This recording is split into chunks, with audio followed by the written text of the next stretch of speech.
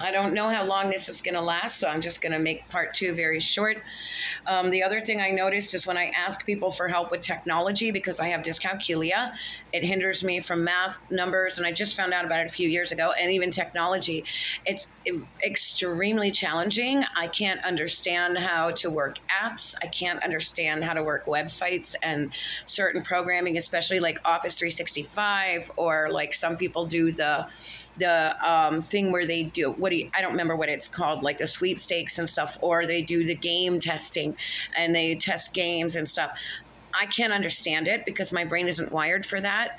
And when I try to ask people for help, they act like I am going to take over their whole game if they help me learn how to use something. And I'm like, okay, I can't ask for help. And that's another thing that makes it so hard for me to ask for help. It's not because I come from a position of being prideful.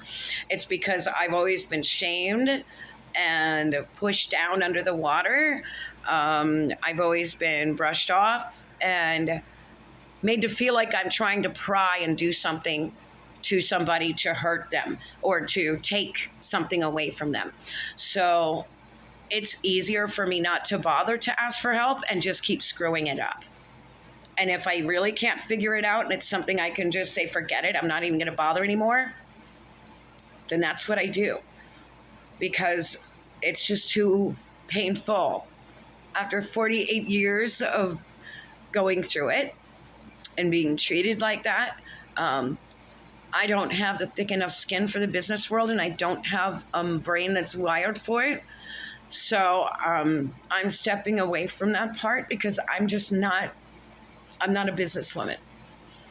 And I surround myself mostly with the friends that are counselors. It's funny because the Bible says there's safety in a multitude of counselors, and it just so happens that God has blessed me with literally a multitude of counselors, guidance counselors, spiritual counselors, pastors, apostles.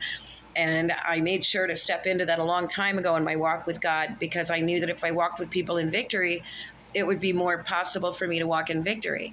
And I thought if I, reach out to my friends that are business owners and kind of, really ask them for help, that they would be able to help me actually become a successful businesswoman, but not by stealing their ideas and trying to pry and get into their personal stuff.